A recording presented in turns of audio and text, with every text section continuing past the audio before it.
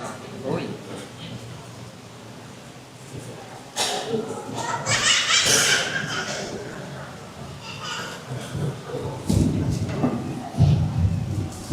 Apa Mbak? Ini saya pegang aja, kejauhan. Saya pegang aja, kejauhan.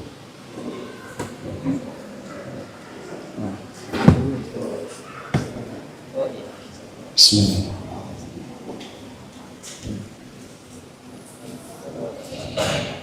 Assalamualaikum warahmatullahi wabarakatuh.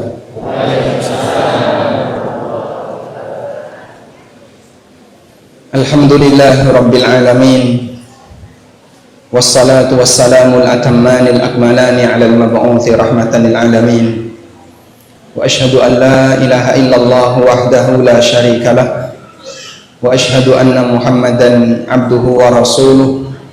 Salawatu rabbi wa salamu alaihi wa ala alihi wa ashabihi wa man sara ala nahjihi wa istanna bi sunnatihi ila yaumiddin. Alhamdulillah, puji syukur kita haturkan kehadirat Allah Azza wa Jal di waktu duha yang indah di Karanganyar. Tapi ini masih di bawah Pak ya, masih jauh kalau sampai atas, masih cukup jauh. Kalau di sini adem apa anget Pak? Sedengan. Alhamdulillah. Semoga dengan suasana kajian yang Anda ikuti membuat hati makin sejuk. Kita dikumpulkan oleh Allah di masjid ini dalam rangka untuk belajar bersama. Semoga Allah jadikan forum ini sebagai forum yang barokah. Kita bisa mendapatkan ampunan dari Allah, dan di samping juga bisa mendapatkan beberapa catatan ilmu sebagai bekal hidup kita untuk mendapatkan kebahagiaan dunia dan akhirat. Kita mau belajar tentang catatan mengenai peristiwa kematian yang saya tulis dalam satu buku, judulnya Bila Ku Mati. Ada yang bawa bukunya nggak, Jamal? Ada sebagian yang bawa bukunya mungkin. Baik. Ini sudah disediakan oleh, ini apa ini? Hadiah. Hadiah. Ada yang mau buku ini? Enggak mau. Yang datang sebelum subuh. Oh. Di sini, Sir. Tinggal di sini. Penghargaan untuk marbot. Ya, beliau tadi yang gelar tikar, yang bersih-bersih. Ada lagi yang mau? Yang datang dari sebelum subuh. Apa itu? Nanti kita sampai. Paling jauh dari mana? Ngawi. Ada yang lebih jauh lagi dari Ngawi? Ada yang lebih jauh dari Ngawi? Pundi? Ibu Pundi? Pundi? Pontianak. Betul, itu betul dari Pontianak. Pontianak. Tinggal di mana Ibu? Nah, di sini dalam rangka diundang. Memang dari Pontianak. Memang dari Pontianak. Boleh dapat hadiah? Boleh. Masya Allah. Baik. Dibantu sampaikan. Ada lagi? Biar nanti bisa langsung. Coba kita berikan ke jamaah yang anaknya paling banyak.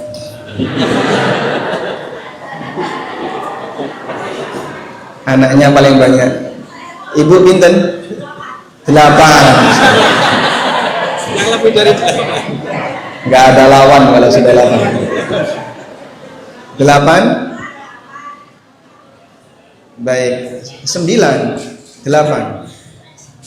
8. Ada 8,5? Baik. Yang dapat hadiah anak 8. Selanjutnya apa ini Pak? Yang rumahnya paling dekat dengan masjid.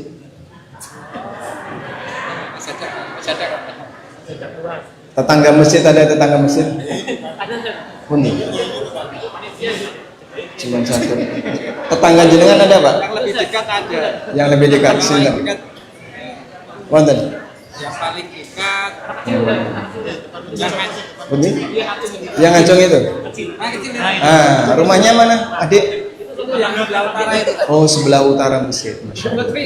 Lutfi, Mas Lutfi silakan. Tonggone kuburan. Setunggal melih. Nggih. Ning kata sing purun nggih. Nah, sekarang pertanyaannya.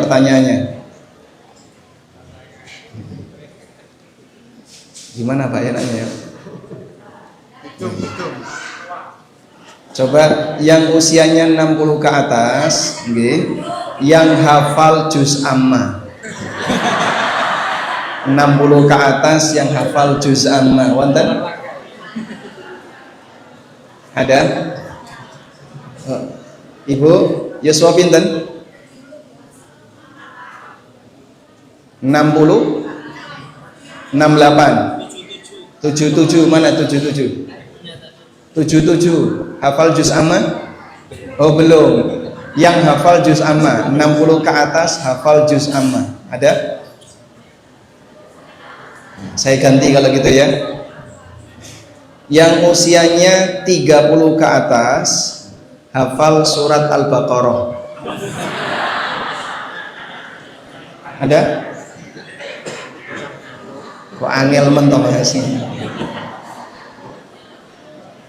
Ya sudah, ada yang terakhir nih, yang paling sepuh pun. Yeswa pinten? 70 72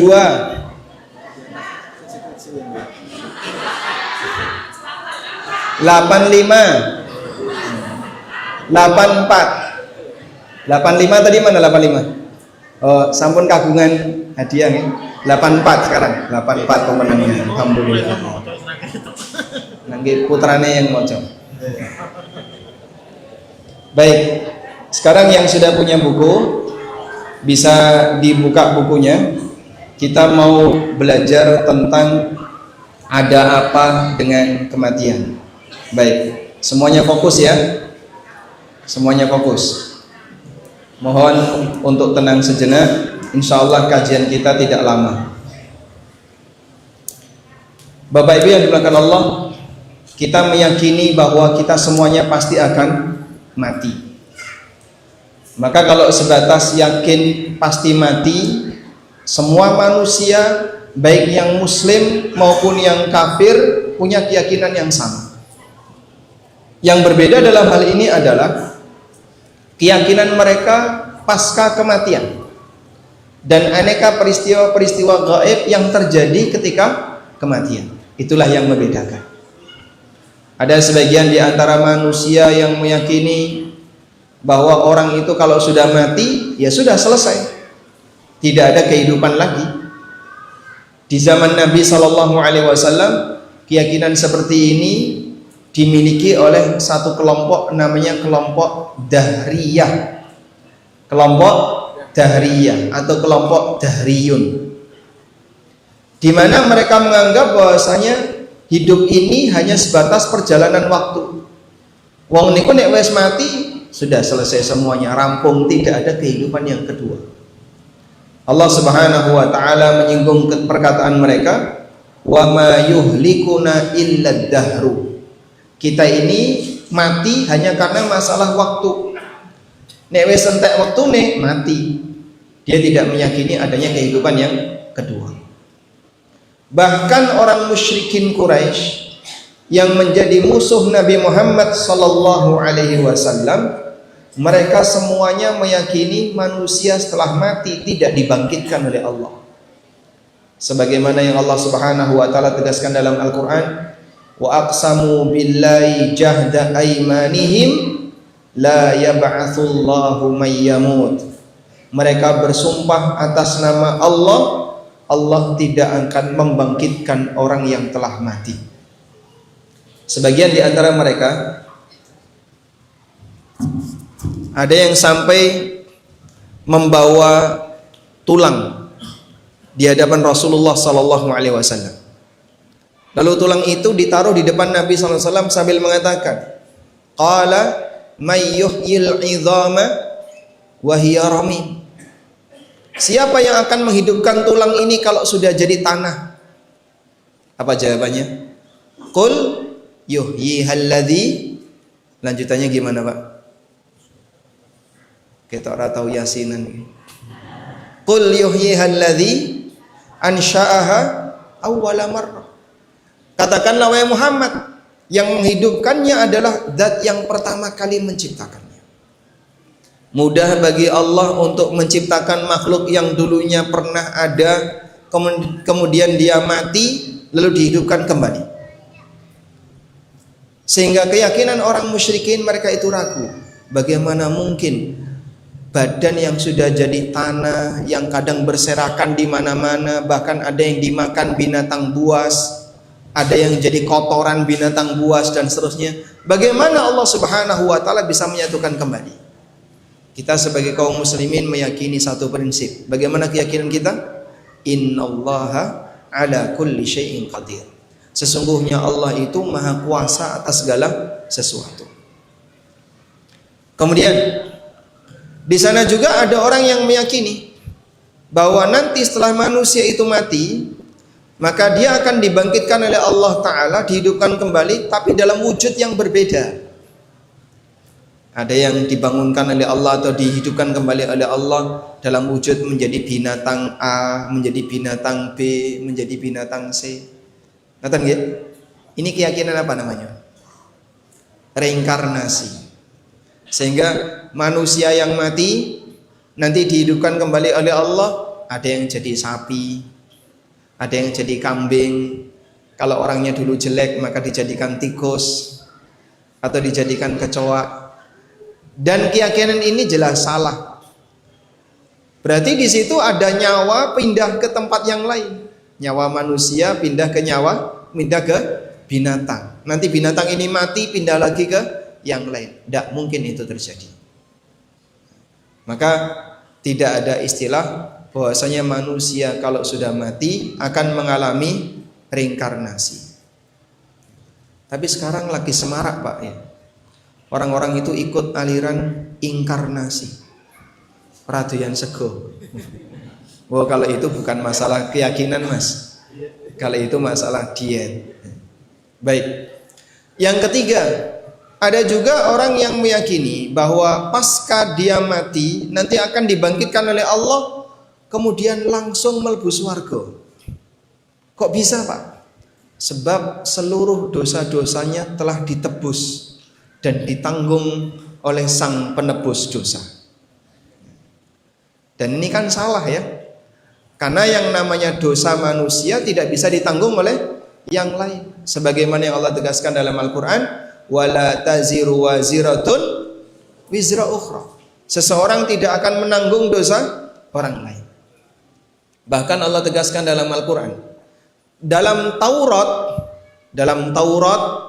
itu ada pernyataan seseorang tidak nanggung dosa orang lain. Pak Ustadz ngerti dari mana kok dalam Taurat? Napa nate maos Taurat? Saya tidak pernah membaca Taurat, tapi Al-Quran bercerita tentang sebagian isi Taurat. Al-Quran bercerita tentang sebagian isi Taurat. Di mana Al-Quran bercerita tentang sebagian isi Taurat, Allah Ta'ala berfirman, am lam yunabba bima fi suhufi Musa wa Ibrahim alladhi waffa alla taziru waziratun wizra ukhra. Apakah belum disampaikan kepada mereka isi dari suhuf Musa dan Ibrahim yang menempati janjinya? Apa isinya? Alla taziru waziratun wizra ukhra. Seseorang tidak menanggung dosa orang lain. Maka rano ceritane wong niku nek ning akhirat ditanggung dosane oleh guru, ditanggung dosanya oleh orang lain, tidak ada, Pak. Saya mau tanya, apakah suami nanggung dosa istri? Apakah suami nanggung dosa istri? Iya atau tidak? Tidak. Apakah istri nanggung utang suami? Ini beda tema, ya. Apakah orang tua nanggung dosa anak? Apakah orang tua nanggung dosa anak? Tidak. Baik. Apakah ulama nanggung dosa masyarakat? Tidak. Apakah Nabi nanggung dosa umat? Semua itu salah, Pak. Tidak ada istilah orang nanggung dosa orang lain. Sementara ini masih banyak orang yang punya keyakinan bahwa suami nanggung dosa istri, orang tua nanggung dosa anak. Tidak benar seperti itu. Tidak ada istilah manusia nanggung dosa manusia yang lain. Apa dalilnya? La taziru waziratun wizra ukhra. Seseorang tidak nanggung dosa orang lain, sehingga masing-masing akan bertanggung jawab sesuai dengan amalnya. Suami tidak nanggung dosa istri sebagaimana istri tidak nanggung dosa suami. Orang tua tidak nanggung dosa anak sebagaimana anak juga tidak nanggung dosa orang tua. Tapi Pak, nek wonten suami tapi tidak mendidik istrinya niku pripun, Pak? Hah? Dosa enggak? Kalau istri tidak mendidik suami, enggak dosa? Ada enggak istri mendidik suami? Ada. Ada enggak suami mendidik istri? Siapa yang lebih berpengaruh dalam sebuah keluarga, pahalanya lebih besar. Kalau ada suami yang tidak mendidik istri, jadinya gimana? Dia berdosa karena tidak menunaikan kewajiban. Bukan karena nanggung dosa istri, tapi dia berdosa karena tidak menunaikan kewajiban. Wong tua sing boten didik anake dosa boten? Dosa. Kenapa? Karena dia tidak menunaikan kewajiban. Apa kewajibannya? Perintah Allah Ta'ala, qu anfusakum wa ahlikum nar. Jagalah dirimu dan keluargamu dari neraka. Nek ana wong tua anake glimbang-glimbung turu sampai ra salat timbarne wae. Wis barne wae Mas, timbangane engko padu. Sehingga kalau orang tua ngingetin anaknya kadang malah berantem dengan anak, malah marakno padu. Akhirnya orang tuanya jengkel, dibiarkanlah anak itu meninggalkan kewajiban untuk sholat. Wong tuane dosa boten, Pak? Kenapa berdosa? Tidak menjalankan perintah Allah. Qu anfusakum wa ahlikum nar. Jagalah dirimu dan anggota keluargamu dari neraka. Tapi kalau anak itu dosa, padahal sudah diingatkan oleh orang tuanya, maka dosa anak ditanggung anak. Karena itulah dosa anaknya Nuh ditanggung oleh anaknya Nuh, dan Nabi Nuh seorang nabi tidak menanggung dosa anaknya.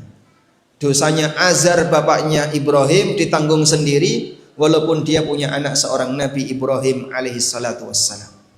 Baik, prinsip ini tolong dijaga. Karena sebagian di antara kaum muslimin punya keyakinan yang aneh-aneh terkait prinsip ini, Pak. Dirusak oleh sebagian orang, mengajarkan kepada umat manusia sebagaimana pemahaman agama sebelah. Sampean tenang wae. Sesuk tak tunggu di pintu surga.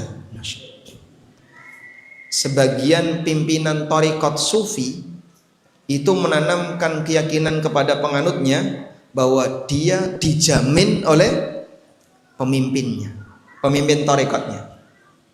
Dan ini keyakinan yang bermasalah, bahaya.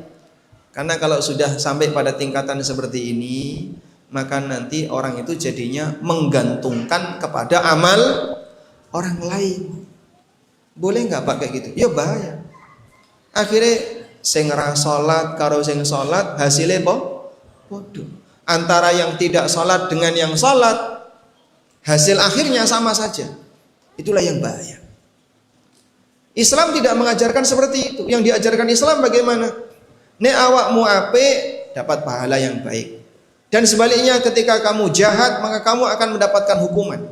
Kullu nafsin bima kasabat rahinatun. Setiap jiwa akan mempertanggungjawabkan apa yang telah dia lakukan. Karena itu kita tidak boleh punya keyakinan bahwa sebagian di antara kita nanti bisa nanggung dosanya orang lain, atau tokoh kita nanggung dosa orang lain dan seterusnya. Ini tidak benar. Nyuwun sewu. Masih banyak orang yang punya keyakinan seperti ini. Beragama ini rasa angel-angel. Beragama itu nggak usah susah-susah. Digawe gampang wae. Gampang pripun to maksudnya?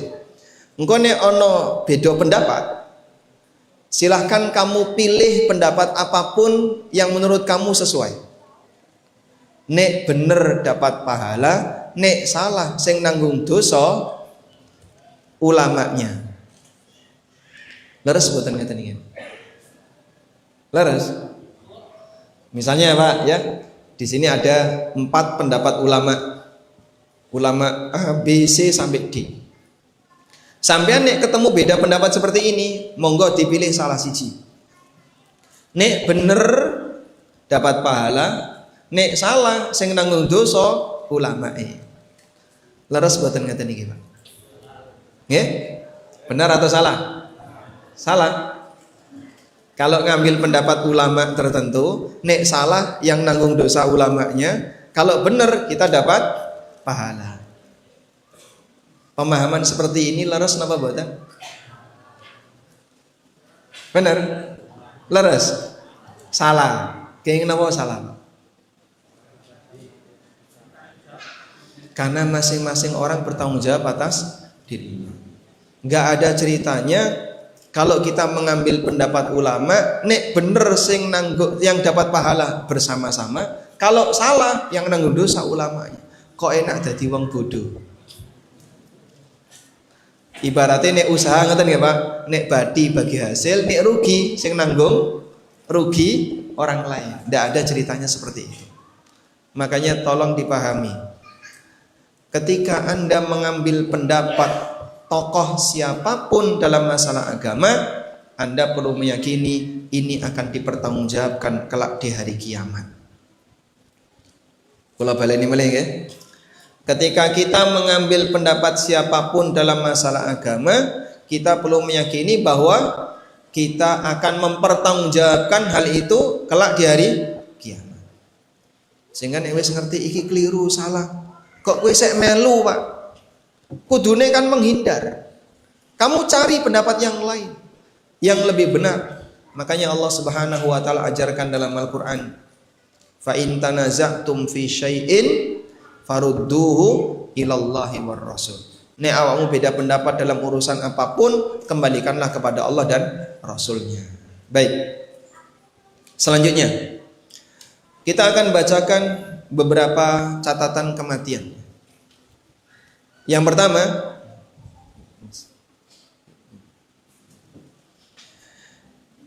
berkaitan dengan pengertian kematian.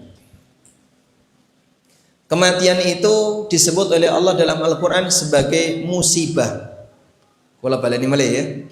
Kematian itu disebut oleh Allah dalam Al-Quran sebagai apa Pak? Musibah. Bahkan ini merupakan musibah puncak tertinggi. Kenapa Pak? Sebab kalau musibah yang lain mungkin masih ada gantinya. Contoh ya, ada orang kehilangan harta, musibah bukan Pak? Musibah. Mungkin nggak digantikan dengan harta yang lain? Mungkin. Ada orang kehilangan pekerjaan, musibah bukan? Musibah. Mungkin nggak digantikan oleh Allah pekerjaan yang lain? Mungkin. Ada orang kehilangan anggota keluarga, sangat mungkin digantikan oleh Allah dengan anggota keluarga yang lain. Ada bapak-bapak kehilangan istri, mungkin gak digantikan istri yang baru? Sangat mungkin. Ada ibu-ibu yang kehilangan suami, mungkin gak digantikan suami yang baru? Tidak mungkin. Mungkin apa betul? Mungkin.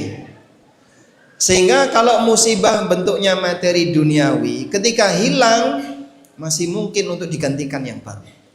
Tapi kalau sudah mati selesai sudah. Karena tidak ada yang bisa menggantikan nyawa.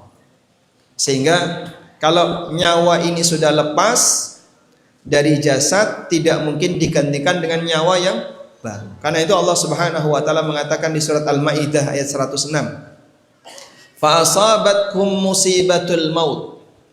Kalian mengalami musibah berupa musibah kematian. Disebut oleh Allah sebagai musibah karena posisi kematian ini puncak dari musibah. Nek wis mati nggih rampung.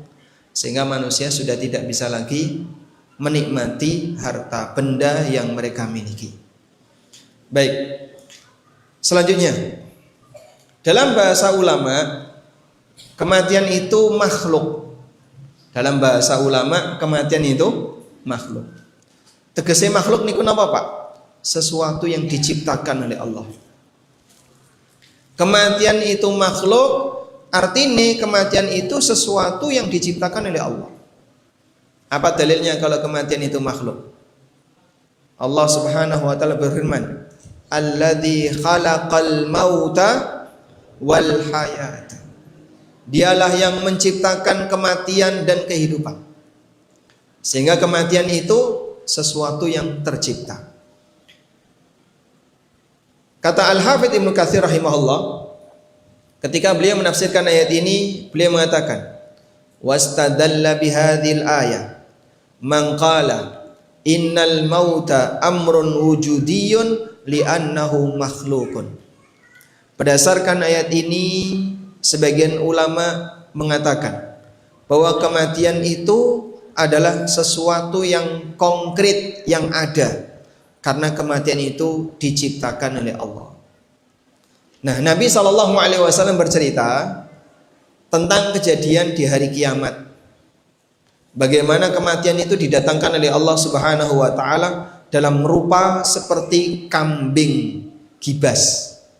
Beliau bersabda, dalam hadis dari Abu Sa'id Al-Khudri radhiyallahu anhu, Nabi SAW bersabda, "Yu'ta bil mauti kahayati kabshin amlah."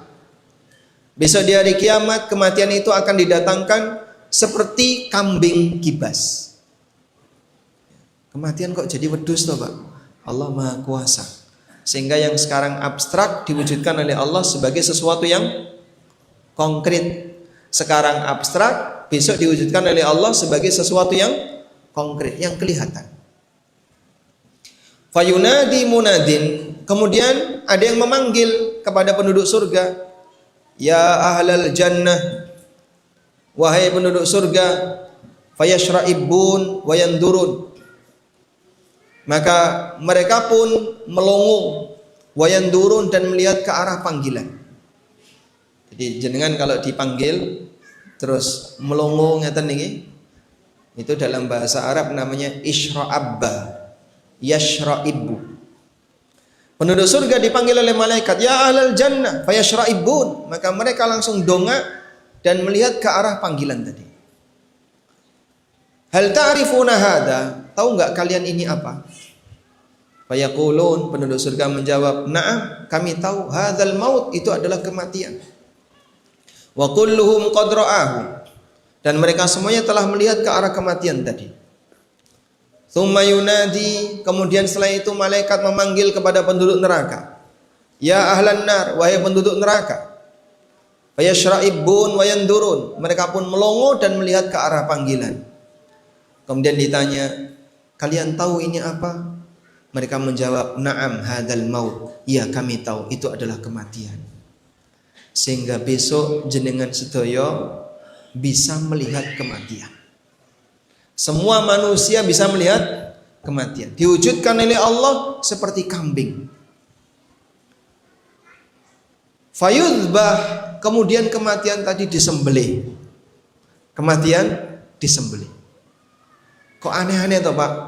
Ini hadis Nabi SAW. Beliau bercerita tentang hal gaib besok yang terjadi nalikane kiamat. Sebagai orang yang beriman, maka kita meyakini seperti apa yang disampaikan oleh Rasulullah SAW. Kematian tadi disembelih, sehingga kematian telah mati, maka tidak ada lagi kematian, karena kematian sudah mati. Tsumma yaqulu, kemudian malaikat ini mengatakan, "Ya ahlal jannah khuludun fala mauta." Wahai penduduk surga, kalian kekal dan tidak akan mati selamanya. Sehingga mereka makin gembira dan bahagia, berada dalam kenikmatan tapi tidak mati selamanya. Masya Allah. Kaya apa Pak urip kaya ngono Pak? Tidak bisa dibayangkan oleh manusia. Tidak pernah dilihat oleh mata, tidak pernah didengar oleh telinga, tidak pernah terbayang dalam hati manusia. Terus nek jenengan misalnya bayangan nih koyo piye sing paling enak. Surga jauh lebih enak daripada yang bisa dibayangkan oleh manusia. Wa ya ahlan nar khuludun fala mauta. Wahai penduduk neraka, kalian kekal dan tidak akan mati selamanya. Sehingga mereka makin sedih. Karena kematian sudah dibunuh, kematian sudah disembelih, sehingga tidak ada lagi kematian. Hadis menikah sahih, riwayat Bukhari, Muslim. Baik, oleh karena itulah Bapak Ibu yang kami hormati, bersabarlah dalam menghadapi ujian dunia. Sebab ujian dunia ini sifatnya gimana Pak? Abadi atau sebentar? Sementara. Urip misalnya enak, tapi aku enak ya Pak. Enak tidak akan selamanya. Pahit tidak akan selamanya. Akan ada ujungnya. Musibah itu pasti akan ada ujungnya. Ujian itu pasti akan ada ujungnya. Tidak ada ceritanya orang diuji selamanya, itu tidak ada. Ujian di dunia sifatnya sementara. Maka terkadang ada sebagian orang yang mikir, urip kok kaya ngene terus ya Mas. Ketoke aku kok dadi wong niku miskin abadi. Sabar, Pak. Bukan miskin abadi. Sebentar lagi kita akan tinggalkan semua. Sebab yang namanya kenikmatan dunia ini pasti bercampur dengan musibah. Kula baleni meleh nggih. Kenikmatan dunia itu pasti bercampur dengan musibah. Contohnya Mas, ada orang ngunjuk teh manis. Apa yang dia takutkan? Ya, wah resiko gula, kadar gula dia naik. Nanti makanan yang lain niki kolesterol, makanan yang lain niki asam urat. Nek niki sampean kan ginjalnya agak bermasalah, jantungnya bermasalah. Terus pripun? Toyo petak mawon. Jadi terkadang manusia dia menghindari sesuatu padahal itu nikmat karena di situ ada potensi sumber penyakit. Itulah bukti bahasanya kenikmatan di dunia ini tidak bisa dirasakan secara mutlak, sehingga orang ketika mau menikmati dunia masih ada perasaan takut, perasaan was-was dan seterusnya. Nyun sewu nggih. Yang jomblo berharap kapan nikah, sehingga dia bayangin, wah nikah kok enak gitu ya, punya pendamping istri, bisa hidup bersama. Nalikane rabi uripe padu terus. Apa itu namanya Pak? Musibah atau nikmat? Nyun sewu. Coba kita tanyakan. Sudah menikah belum? Oh dereng, Masya Allah. Pengen nikah nggak? Pengen. Menurut Anda punya istri itu nikmat atau tidak? Oh nggak bisa cerita, belum punya pengalaman. Kita alihkan saja. Sudah berkeluarga berapa lama Pak? 25 tahun, Masya Allah. Menurut Bapak punya istri itu nikmat atau adab? Nikmat. Lebih banyak mananya Pak? Nikmat atau adabnya Pak? Banyak nikmatnya, Masya Allah. Ini potret suami yang pandai bersyukur. Berarti nggak pernah berantem di rumah Pak? Kadang. Sehingga demikianlah hidup. Yang perempuan juga sama. Ketika dia masih jomblo, dia bayangin kapan saya bisa punya suami. Begitu dia nikah punya suami, padu karo sing lanang. Kadang nggak cocok dengan suaminya. Ada nggak kayak gitu Pak? Banyak. Seperti itulah hidup. Nikmat apapun yang dirasakan oleh manusia ketika di dunia, pasti di situ menyimpan ada musibah. Allah tidak ridho ketika nikmat yang diberikan oleh hamba di dunia menyamai nikmat di surga. Nek nikmat yang swarga Pak, rano ceritane kok sing lanang karo sing wedok padu, enggak ada. Rano ceritane antara satu penduduk surga dengan penduduk surga yang lain iri, itu enggak ada. Allah mencabut rasa iri dari hati mereka. wa naza'na ma fi sudurihim min ghillin ikhwanan ala sururin mutaqabilin. Kami cabut dari hati mereka sifat kedengkian, iri, sehingga mereka bisa sama-sama bergembira, bersaudara di atas kebahagiaan. Masya Allah.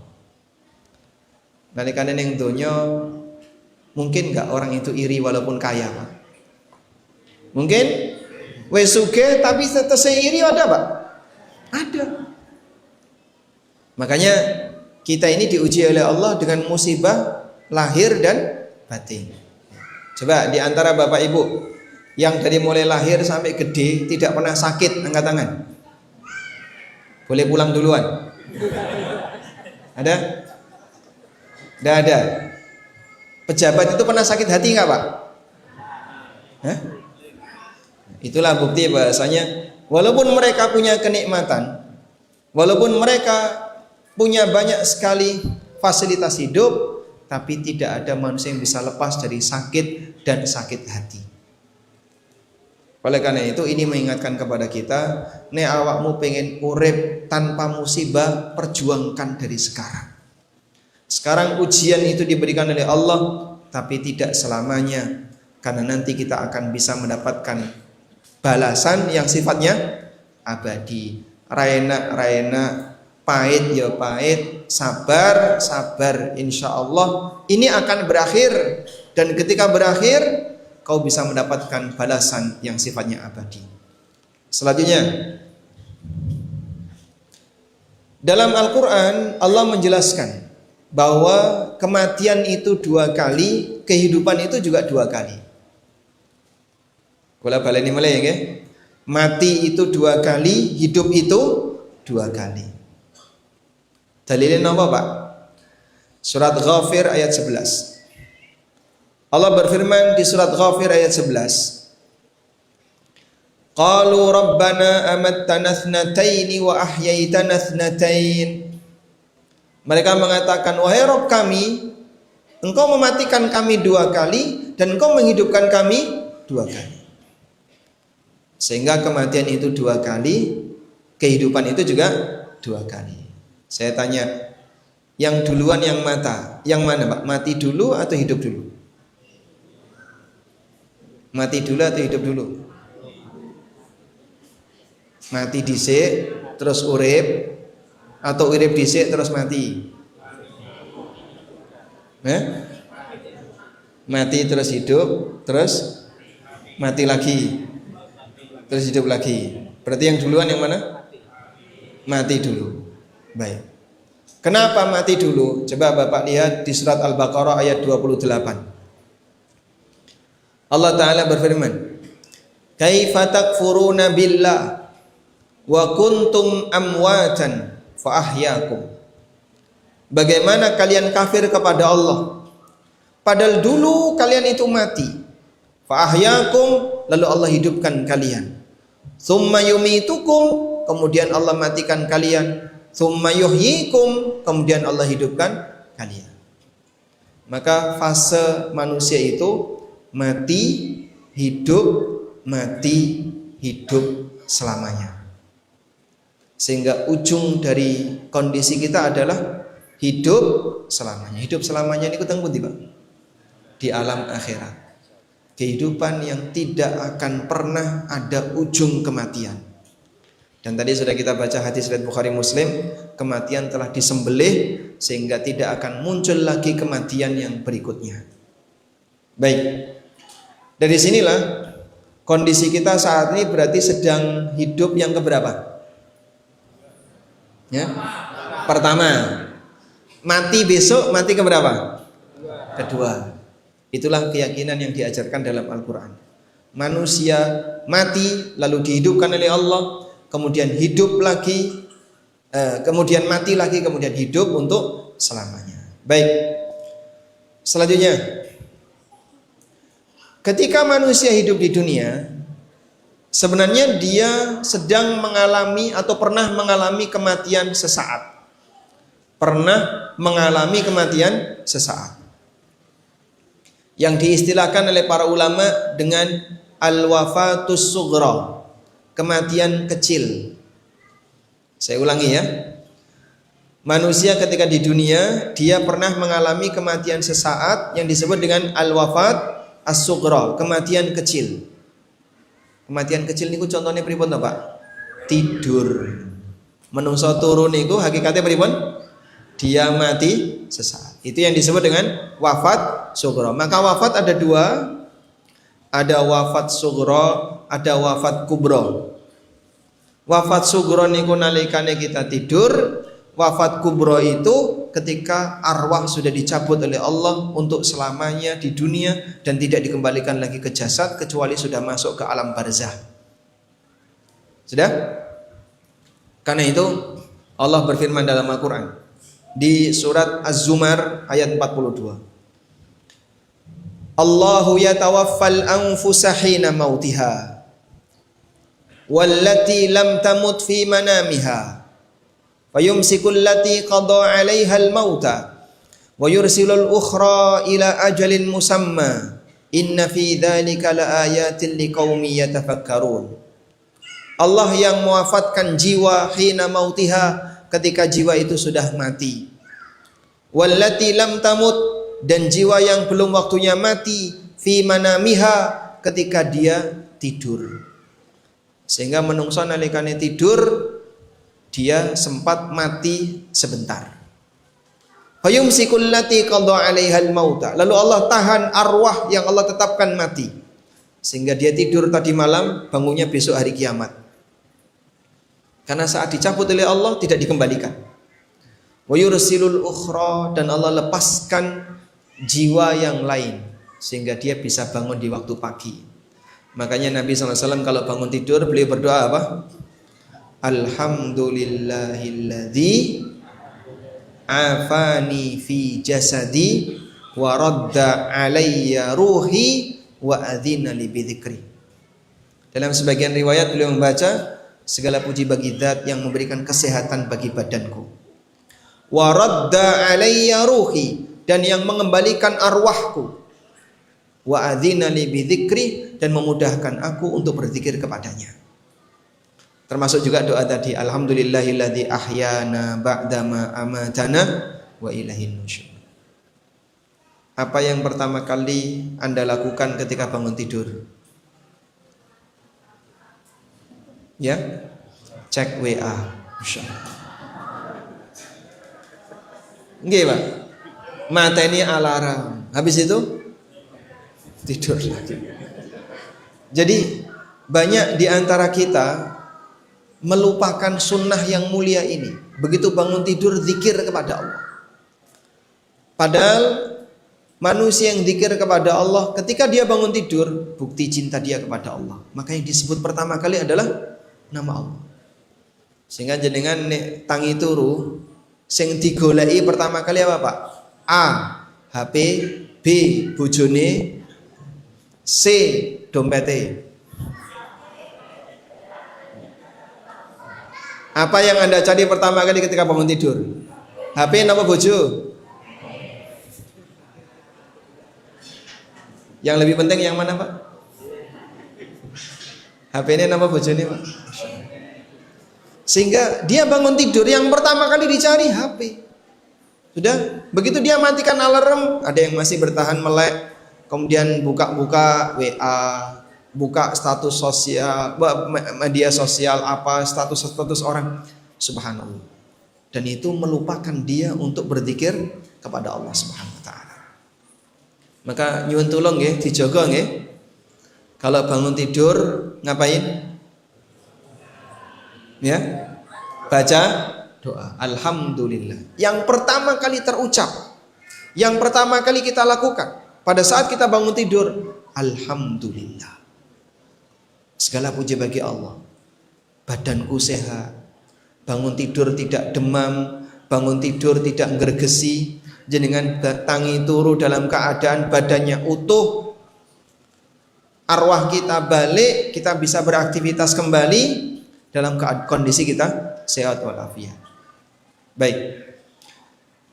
Selanjutnya jamaah dimuliakan Allah, terkait kematian saat tidur, ada satu pelajaran yang penting untuk kita ingat-ingat sebagai hamba Allah. Yang bawa mushaf, saya minta tolong buka surat Al-An'am ayat 60. Surat Al-An'am ayat 60. Buka mushaf Pak ya, bukan HP. Oh, mushafnya ada di HP, tidak masalah ya. Qurannya ada di HP. Sambungan kepanggih. Sudah ketemu? Surat Al-An'am ayat 60. Kalau di buku halaman 11. Allah Ta'ala berfirman, wa huwal ladzi yatawaffakum bil laili wa ya'lamu ma jarahtum bin nahar thumma yab'atsukum fihi liyuqda ajalun musamma. Dialah zat yang mewafatkan kalian di waktu malam, dan dia tahu apa yang akan kalian kerjakan di waktu siang. Coba dibaca ulang ya. Dialah zat yang mewafatkan kalian di waktu malam, dan dia tahu apa yang kalian kerjakan di waktu siang. Jadi nyuwun sewu Pak, malam hari tadi kita diwafatkan oleh Allah sesaat. Kemudian gimana Pak? Arwah kita dikembalikan ke jasad sehingga kita bisa bangun. Allah tahu ini orang kalau arwahnya dikembalikan, dia pasti akan durhaka. Allah tahu nggak? Ini orang ketika dia dihidupkan kembali, dia pasti akan maksiat. Allah tahu. Ini orang nanti ketika dia dikembalikan arwahnya, dia pasti nanti akan berbuat jahat. Allah tahu. Tapi lembutnya Allah kepada hambanya, innahu latif, sesungguhnya dia zat yang maha lembut. Sehingga hambanya yang durhaka ini, tukang maksiat ini, tetap diberi kesempatan untuk hidup.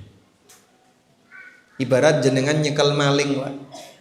Maling ketangkap, OTT Pak. Dalam operasi tangkap tangan, kecekel pas dia lagi maling.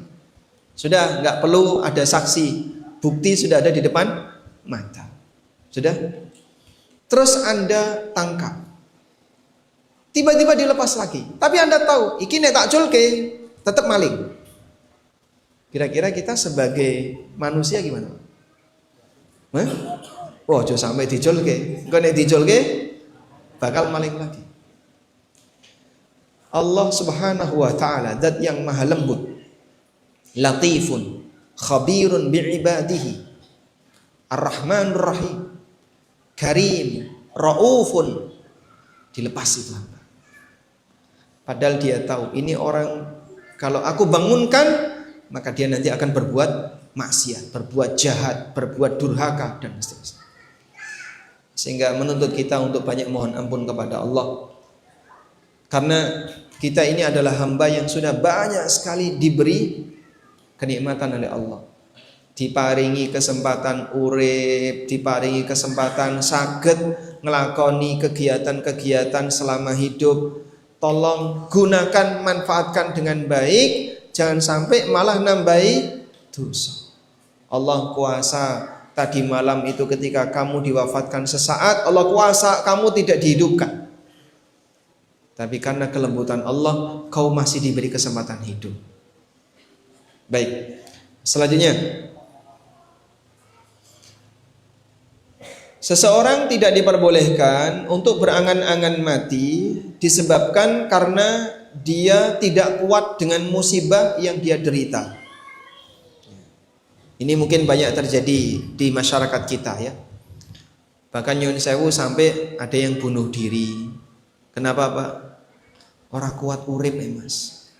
Nek mung koyo ngene terus aku wis ra kuat. Baru saja ada berita ya. Saya lihat videonya itu. Ada salah satu jamaah di Masjidil Haram melakukan uji coba bunuh diri. Menjatuhkan dirinya dari lantai sekian. Alhamdulillah berhasil ditangkap oleh askar sehingga dia nggak sampai mati. Dia masih hidup. Nah ini kan masalah Pak. Mencemarkan nama baik kesucian Masjidil Haram sampai Masjidil Haram dijadikan sebagai tempat bunuh diri. Kasus yang sebelumnya itu kan dari lantai rooftop ya. Dia jatuhkan dirinya sampai kemudian dia mati karena pendarahan di otak. Dan ternyata orang Asia. Orang Asia. Mbah Karanganyar, mbah pundi. Baik. Jadi sampai seperti itu mereka, Masya Allah, beban hidupnya seperti apa kok sehingga dia harus mengakhiri hidupnya dengan cara yang sangat buruk. Padahal orang kalau bunuh diri sudah selesai nggak Pak? Apakah penderitaannya selesai? Justru itu adalah awal dari penderitaan yang lebih parah lagi. Nabi SAW pernah mengatakan, "Man qatala nafsahu bisyai' udziba bihi yaumal qiyamah." Barang siapa yang bunuh diri dengan media tertentu, maka dia akan diazab oleh Allah dengan cara yang sama kelak di hari kiamat. Sehingga yang bunuh diri dengan cara menjatuhkan diri, maka nanti dia akan dihukum dengan cara yang sama di hari kiamat. Bunuh diri dengan menusuk-nusuk badan, dia akan dihukum yang sama di hari kiamat. Bunuh diri dengan cara minum racun, dia akan minum racun di hari kiamat. Dan itu musibah yang lebih besar dibandingkan ketika di dunia. Karena itu Nabi SAW mengingatkan, la yatamanna ahadukumul mauta. Janganlah kalian berangan-angan untuk mati. Wala yad'u bihi min qabli ayyatiya. Jangan berdoa untuk mengharap kematian sebelum kematian itu mendatanginya. Innahu idza mata ahadukum in qata'a amaluhu. Nalikane orang itu mati maka seluruh amalnya akan terputus. Wa innahu la yazidul mu'mina umruhu illa khaira. Dan bagi seorang mukmin itu adanya tambahan umur akan menambah pahala dan kebaikan baginya. Sehingga umur panjang dengan umur pendek lebih baik mana? Bagi mukmin, Pak, umur panjang sama umur pendek lebih baik mana? Panjang. Yang saya Bapak Yusuf pinter Pak. 62, Masya Allah. Kalau Bapak diberi umur 200 tahun kurang mana? Badan? Badan kersa? Kenapa Pak? Coba Bapak yang paling senior di sini. Pundi? Yusuf pinter? 52. Kalau diberi umur 100 tahun keberatan ya? Keberatan. Baik. Banyak di antara kita yang berpikir umur dawa, wah, awake kesel kabeh, gitu Pak. Loro-loro kabeh. Ngoten nggih? Padahal jamaah, ketika seorang hamba diberi tambahan usia oleh Allah dan dia gunakan untuk melaksanakan kewajiban, itu akan menambah derajatnya di surga. Saya sampaikan sebuah cerita. Udah pernah dengar ceritanya belum? Belum? Oh, belum cerita ya? Dari sahabat Thalha bin Ubaidillah. Beliau bercerita, ada dua orang, sebut saja A dan B, karena dalam hadis itu tidak disebutkan nama sahabat, cuman disebutkan sahabat satu, sahabat dua. Dua sahabat yang dia masuk Islam bareng, A sama B, masuk Islamnya bareng. Sudah? Setelah itu gimana Pak? Sahabat A ini lebih rajin ibadah. Bahkan beliau mati di medan jihad. Mati apa? Syahid. Sementara sahabat B hidup setahun setelah sahabat A meninggal, lalu barulah beliau meninggal. Sehingga sahabat B ini meninggal setahun setelah A meninggal. Tapi B ini tidak lebih rajin ibadah dan tidak meninggal di medan jihad. Kemudian Thalha bermimpi beliau berada di depan pintu surga dalam mimpi itu dan melihat A dan B berada di depan pintu surga. Tiba-tiba penjaga surga keluar. Lalu dia mengizinkan, "Wahai B, silakan masuk." Kemudian dia keluar lagi. Selanjutnya dia mengizinkan kepada A. Sekarang kamu wahai A, silahkan kamu masuk.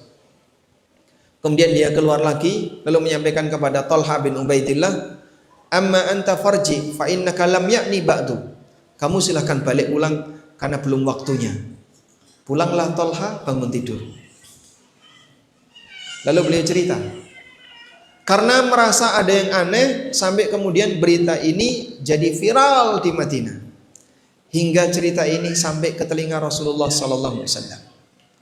Lalu beliau bertanya kepada para sahabat, "Madza ta'jabun?" Apa yang membuat kalian heran? Kemudian mereka mengatakan, "Ya Rasulullah, si A itu lebih rajin ibadah. Dia mati syahid di medan jihad. Si B tidak lebih rajin ibadah dan dia tidak mati syahid. Tapi kenapa B masuk surga duluan daripada si A?" Kemudian Nabi SAW menyampaikan, bukankah B itu hidup 1 tahun setelah si A meninggal? Betul ya Rasulullah. Waqad shalla kadza wa kadza rakaatan, dan dia telah melakukan salat sekian ratus rakaat selama 1 tahun. Betul ya Rasulullah. Wa dakhala alaihi Ramadan, dan dia ketemu dengan bulan Ramadan. Betul ya Rasulullah. Fama bainahuma ma bainas sama'i wal ard, jarak antara keduanya itu seperti langit dan bumi. Bapak Ibu lihat ya, 1 Ramadan bisa mengangkat derajat orang melebihi tingginya langit dan bumi. 1 Ramadan. Bagaimana dengan banyak Ramadan? Maka bersyukurlah di saat Allah memberikan kita kesempatan untuk beramal. Waktu pandemi kemarin banyak sekali yang seumuran dengan kita sudah mendahulu kita. Dan kematiannya begitu cepat. Kemarin baru saja pit-pitan, kemarin baru saja sepedaan, kemarin baru saja olahraga. Tiba-tiba terdengar kabar opnam, dalam waktu cepat mati. Waktu pandemi kemarin ya, saat Covid. Usia 30 tahun, usia 40 tahun, usia 50 tahun, sekian puluh tahun. Yang seusia dengan kita begitu cepatnya mendahului kita. Masya Allah. Bapak diberi kesempatan bisa menikmati 5 kali Ramadan pasca Covid, sekian kali Ramadan pasca Covid.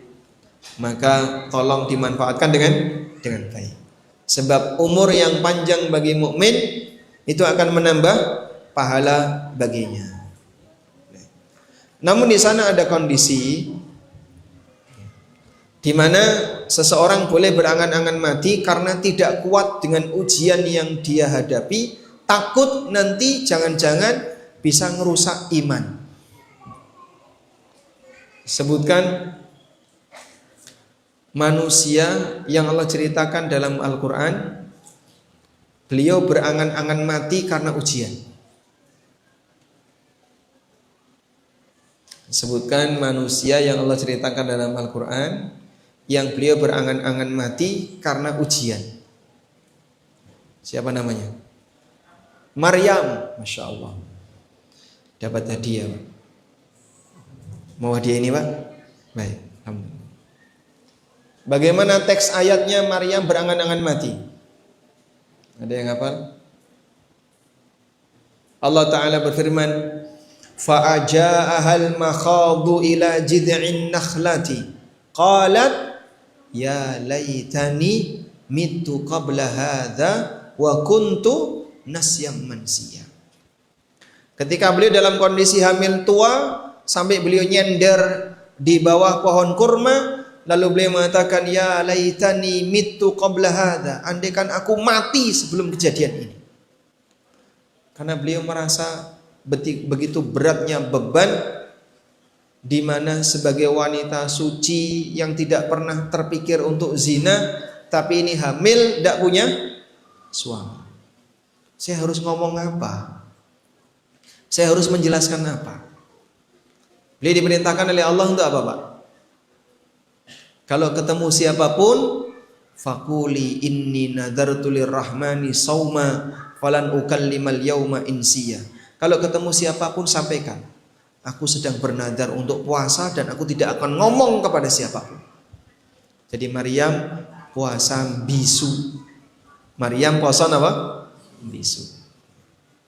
Bojone jenengan nggih ngoten niku. Ya. Begitu nesu karo sing lanang, mlebu kamar, numplek-blek mengkurep meneng, kan gitu. Ini kenapa ini poso bisu? Enggak berlaku ya. Ini tidak berlaku. Baik. Jadi karena percuma saja Maryam menjelaskan, enggak bakalan mungkin ada orang yang percaya. Akhirnya ketika beliau datang ke hadapan kaumnya sambil menggendong bayi, fa'atat bihi qaumaha tahmilu. Beliau datang dengan membawa bayi yang digendongnya. Maka mereka semuanya langsung memberikan tuduhan yang macam-macam kepada Maryam. Qalu ya Maryamu laqad ji'ti syai'an fariya ya ukhta Harun ma kana abuki imra'a sau'in wa ma kanat ummuki bagiya. Bapakmu iki dudu wong elek. Mbokmu dudu pelacur kok anake dadi kaya ngene iki piye iki? Fa asyarat ilai, maka beliau hanya bisa berisyarat ke arah bayi itu. Nah, sekarang bayi ini yang menjelaskan. Bayi ini bicara. Identitas apa yang pertama kali disampaikan oleh Isa ketika beliau menjelaskan tentang dirinya? Abdullah.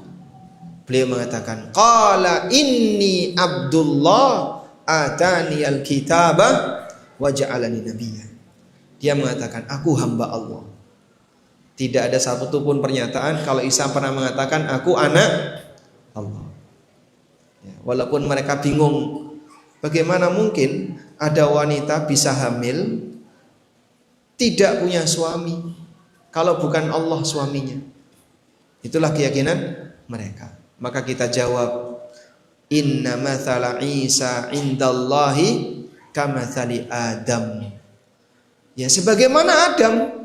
Adam itu tercipta tanpa bapak, tanpa ibu. Kok kalian bingung untuk bisa meyakini manusia bisa tercipta punya ibu enggak punya bapak? Innallaha ala kulli syai'in qadir. Allah Maha Kuasa atas segala sesuatu. Baik. Kembali ke sini ya. Jadi dalam posisi ketika orang itu merasa berat dengan ujian hidup sampai takut jangan-jangan nanti dia bisa melepas iman, maka dia berangan-angan mati, tapi dengan cara berdoa kepada Allah. Allahumma ahyini ma kanatil hayatu khairan li wa tawaffani idza kanatil wafatu khairan li. Ya Allah, matikanlah aku kalau kematian itu baik bagiku, dan hidupkanlah aku apabila hidup itu baik bagiku. Berikan aku usia panjang apabila usia panjang itu baik bagiku. Nah, biasanya yang seperti ini nek wong niku wis lara-laranen suwe nggih. Bolak-balik mlebu rumah sakit. Yang diharapkan apa? Wong niku nek lara-laranen sing diharap-harap napa? Aku iki dosane apa? Padahal dosane kathah lho, Pak. Lali dosane. Dan dia berharap mati, jangan minta mati, tapi gantungkan dengan ilmu Allah.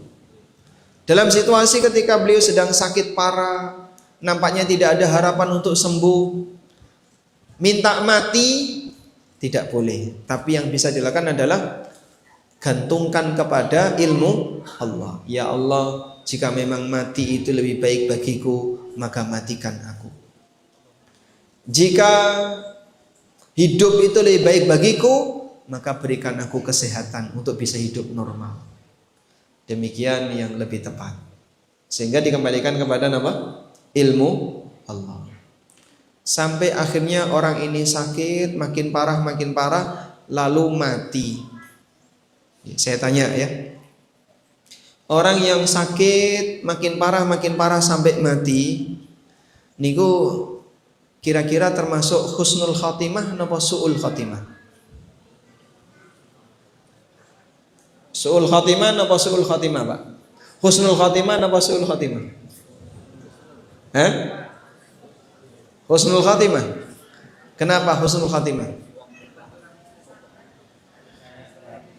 Karena dia mati dalam keadaan membawa amal sabar. Niku nek tiange sabar. Sehingga kalau orangnya sabar ketika diuji oleh Allah dengan sakit yang demikian parah, dia sabar. Aku menerima, aku ridho, aku nerimo, ridho, sabar. Sampai titik terakhir dia sabar, husnul khatimah. Maka jangan dibayangkan bahwasanya husnul khotimah itu adalah orang yang mati ketika sujud, orang yang mati ketika sholat, orang yang mati nalikane poso. Bukan itu definisi husnul khotimah yang terbatas hanya ibadah. Karena Nabi Muhammad SAW meninggal di pangkuan Aisyah. Abu Bakar As-Siddiq radhiyallahu anhu beliau meninggal di ranjang. Khalid bin Walid Saifullah Al-Maslul beliau meninggal di atas ranjang dalam keadaan sakit. Sehingga bisa nggak Pak orang sakit mati husnul khotimah? Bisa. Kapan itu? Ketika dia mati tidak membawa dosa syirik, dia mati tidak punya pemikiran yang menyimpang, dia mati tidak punya utang yang masih jadi tanggung jawab nggak bisa bayar, dia mati dalam keadaan tidak pernah mendolimi orang lain. Ketika dia mati, tanggung jawab dan kewajiban dia telah tertunaikan. Salatnya dikerjakan dan seterusnya. Kalau dia mati dalam keadaan seperti ini, insya Allah husnul khatimah. Walaupun mungkin matinya dalam keadaan sakit. Karena yang namanya kematian husnul khatimah itu tidak terbatas mati dalam keadaan sedang ibadah. Maka nyuwun sewu nggih, perjuangkan baik-baik, gigit dengan gigi geraham kita. Wala tamutunna illa wa antum muslimun. Aja sampai mati kecuali sebagai orang muslim. Pertahankan akidah yang benar, tauhid yang benar, jangan sampai lepas.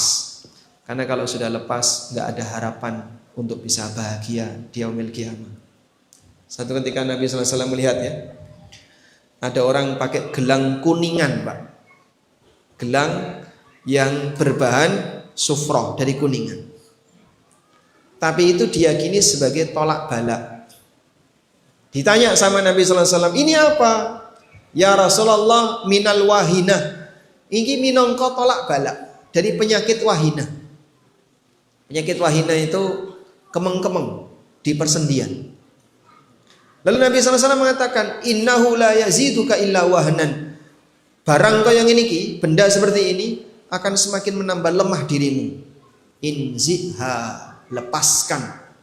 Fa innaka law mutta wa huwa 'alaika lan tuflih abada. Kalau kamu sampai mati, barang ini belum lepas darimu, kau tidak akan bahagia selamanya. Alias nyemplung neraka. Mung kaya ngono lho, Pak. Ya, makanya jangan macam-macam dengan yang namanya jimat. Nek duwe jimat pripun, Pak? Segera dibakar, segera dirusak. Karena kalau sampai mati seperti ini, saya dirawati, bisa jadi dia mati dalam keadaan su'ul khatimah, karena menyimpan akidah dan keyakinan kesyirikan. Wallahu a'lam. Walhamdulillahirabbil alamin. Mungkin itu yang bisa kita sampaikan sebagai pengantar. Semoga apa yang kita bahas ini bermanfaat. Wassallallahu ala nabiyyina Muhammadin wa ala alihi wa sahbihi wasallam.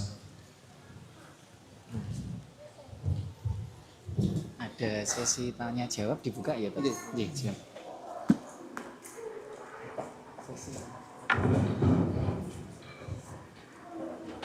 Jazakumullah khairan katsiran kepada Ustaz yang telah memberikan ilmunya kepada kita semuanya. Menginjak kepada selanjutnya yaitu sesi tanya jawab. Monggo tadi ada papan yang keliling, silahkan bisa dibuka media. Sebelum sampai kita bacakan pertanyaan, beberapa pertanyaan karena waktu sudah sudah siang dan Ustaz terbatas waktunya. Kita bacakan beberapa pertanyaan. Pertanyaan pertama, bagaimana keadaan orang muslim setelah kematian? Qadarullah, ayah saya masih hidup dan kami anak-anaknya sudah berusaha mengajar masuk Islam, tetapi belum mau menjadi hidayah. Bagaimana keadaan non muslim ketika dia mati? Bagaimana keadaan non muslim ketika dia mati? Allah mengatakan dalam Al-Qur'an, innahu may yusyrik billah faqad harramallahu alaihil jannah wa ma'wahun nar wa malidh dhalimin min ansar.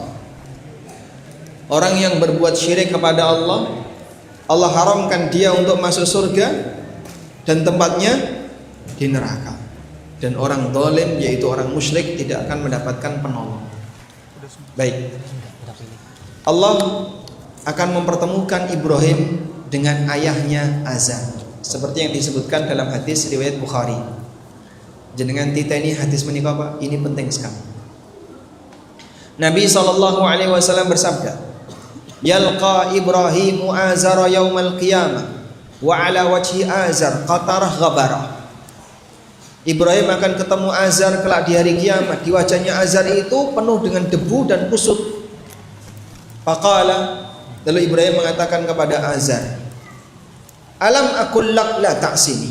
Bukankah aku sudah sampaikan kepada bapak? Bapak ikut aku. Kemudian Azar mengatakan, Al-yawma la a'sika. Hari ini aku akan ikut kamu. Lalu Ibrahim mengatakan kepada Allah, Qala ya Rabbi, alaysa qad wa'adtani annaka la tukhzini yawma yub'atsun.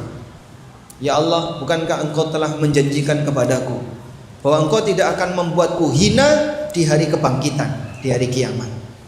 Wa ayyu khizyin akhza min abil ab'ad. Dan kehinaan apalagi yang lebih parah dibandingkan ketika ayahku dijauhkan dariku. Ibrahim berusaha untuk menyelamatkan sinten? Bapaknya yang mati kafir. Lalu Allah Subhanahu wa taala mengatakan, Inni haramtul jannata 'alal kafirin. Aku haramkan surga untuk dihuni oleh makhluk yang kafir. Oleh karena itulah, apabila seseorang dalam keadaan dia belum memeluk agama Islam, maka orang ini tidak bisa diselamatkan jika dia mati dalam keadaan sebagai non-muslim. Dia akan kekal di neraka. Demikian nas yang tegas yang ada dalam Al-Quran maupun hadis Nabi SAW.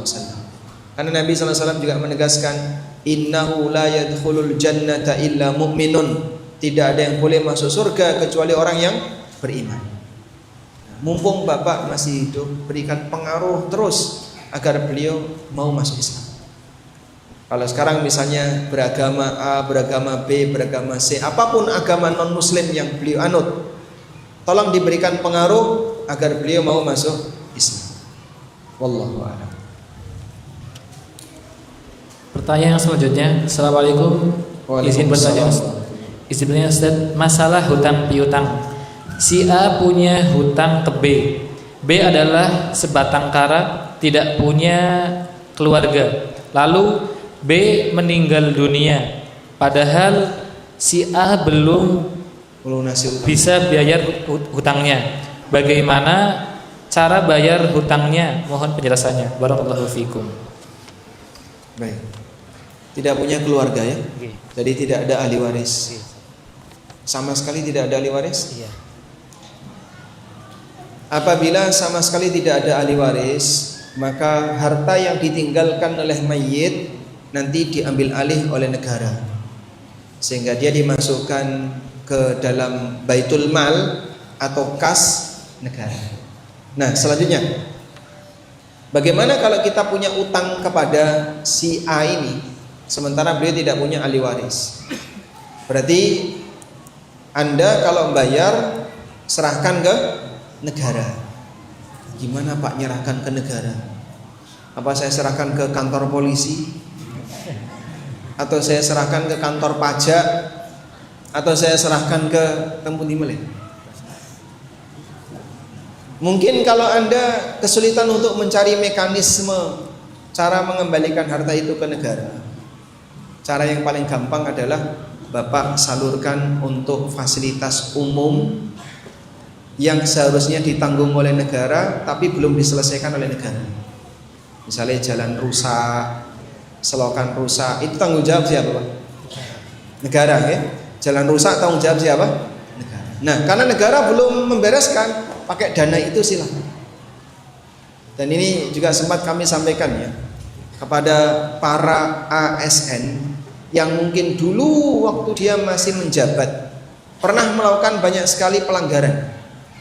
Misal, mengambil uang yang bukan haknya, perjalanan dinas fiktif, rapat cuman tanda tangan tapi nggak ada rapat, perjalanan dinas 3 hari tapi yang dipakai cuman sehari, 2 harinya pelesir, dan dia mendapatkan amplop-amplop liar seperti itu. Kumpulin nih Pak, aku pensiun ya Mas. Makanya yang dulu-dulu pernah nggak? Ya pernah Mas, lumayan. Terus gimana? Nek sampai-sampean mati belum dikembalikan, nanti akan dibongkar di hari kiamat.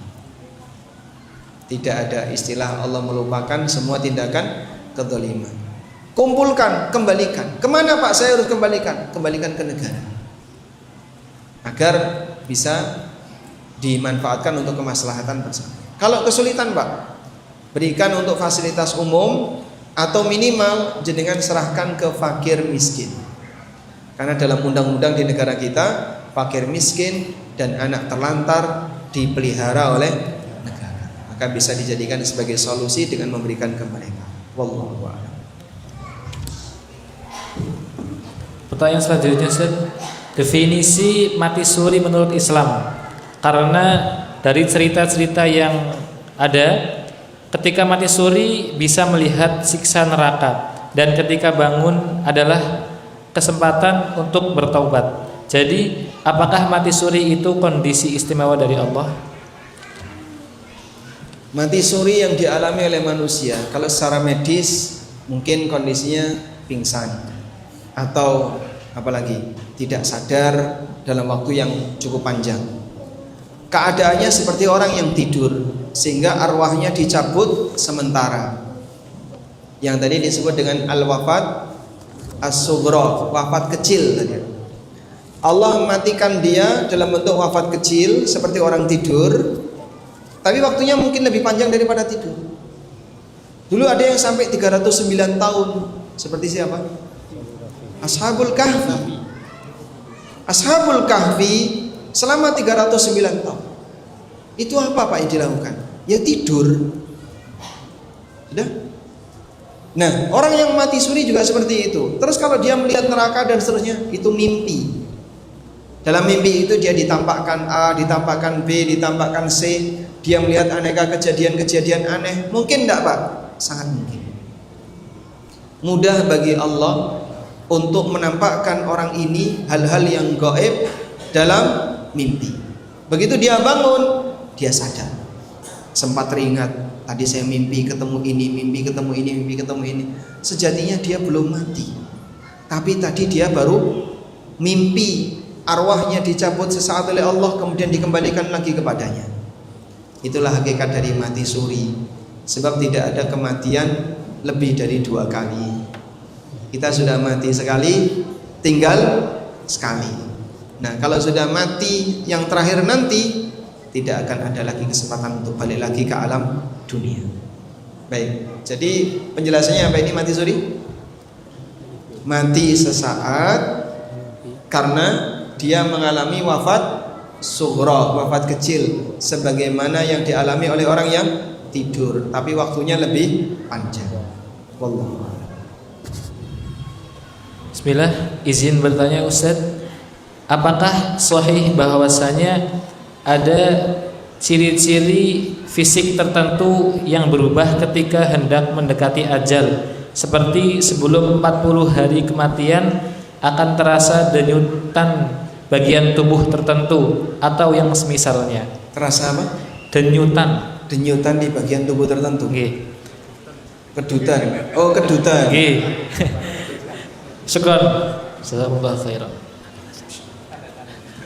Jadi kalau sering kedutan itu berarti tanda-tanda.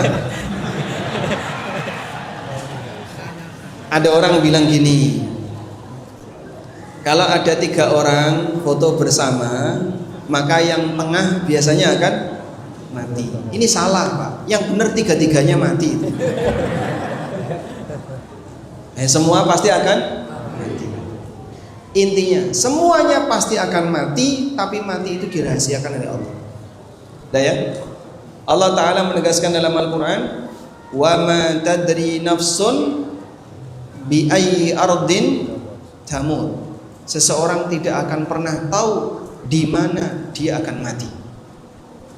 Sehingga tidak ada satupun manusia yang tahu di mana dia akan mati. Jika tempat saja nggak bisa dipastikan, apalagi waktu. Padahal memastikan tempat dengan memastikan waktu lebih mudah mana? Tempat.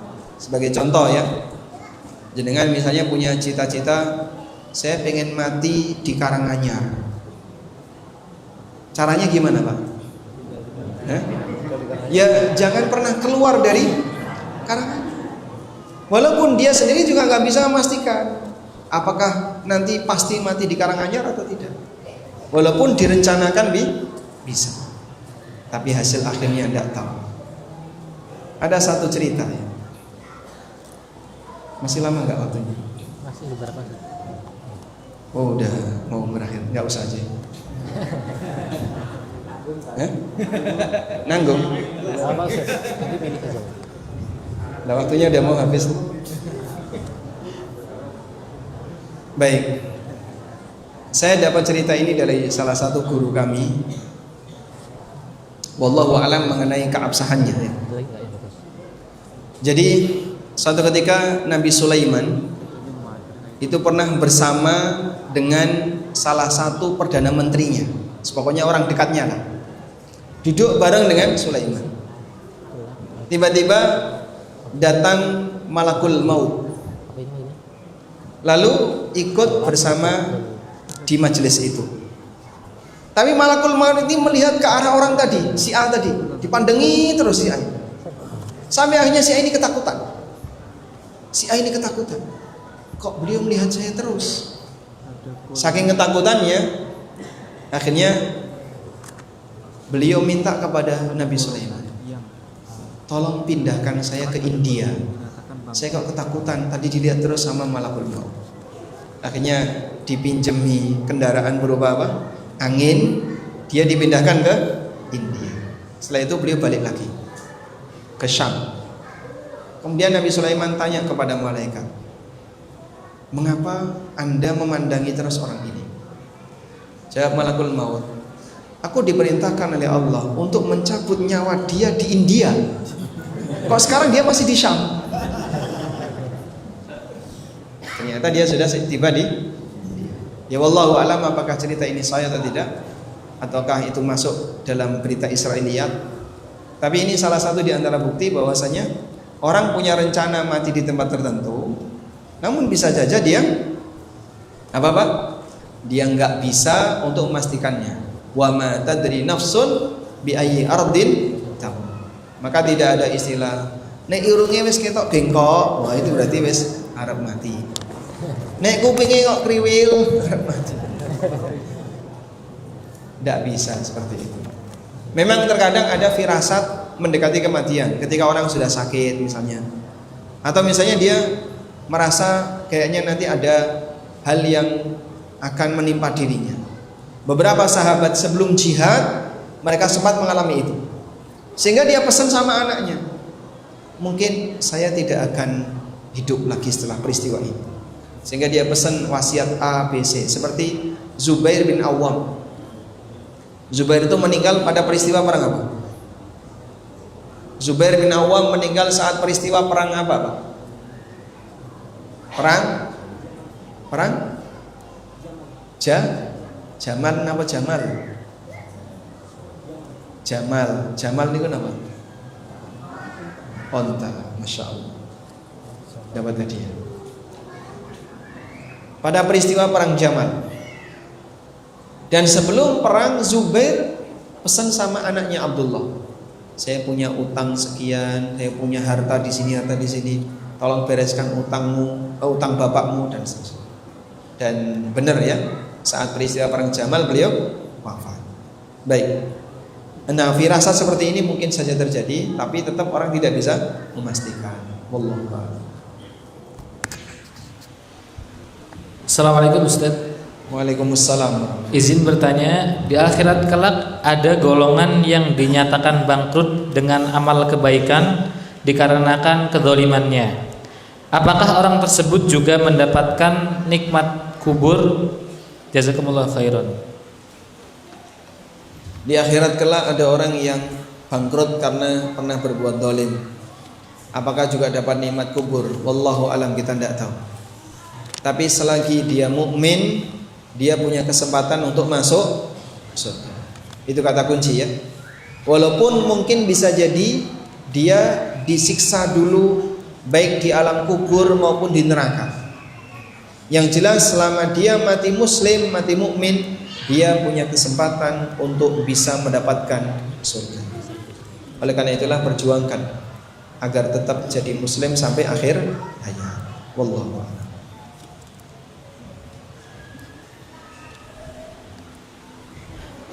Mungkin pertanyaan itu Ustaz, karena sudah waktunya sudah cukup dan Ustadz ada waktunya terbatas. Baik, ini kita habiskan dulu. Ini ada hadiah umur yang kedua.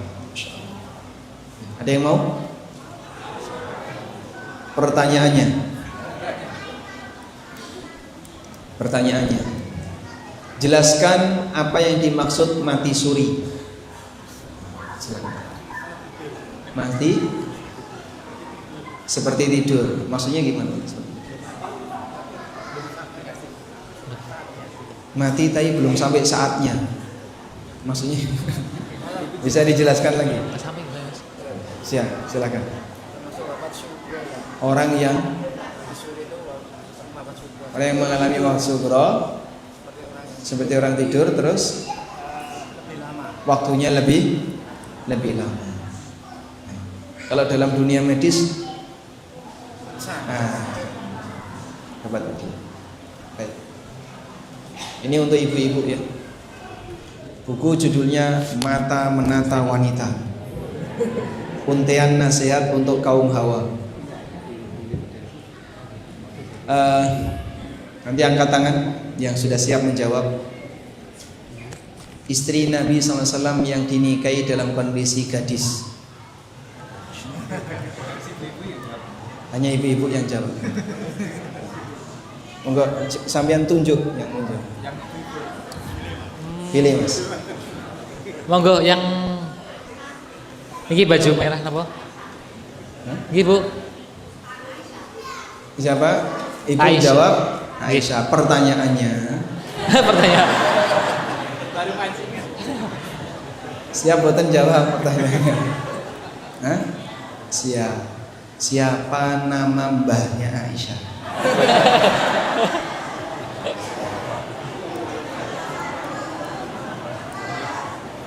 Sing mbah Aisyah niku sinten? Carikan yang lain yang mau angkat tangan, silakan. Angkat tangan, Ibu monggo. Abu Bakar As-Siddiq niku bapaknya. Bapaknya. Lagi Ustaz ada lagi Ustaz. Sinten? Abu Kuhafa. Nama aslinya? Utsman. Dapat tadi. Baik. Nanti diambil di itu ya Bu. Oke.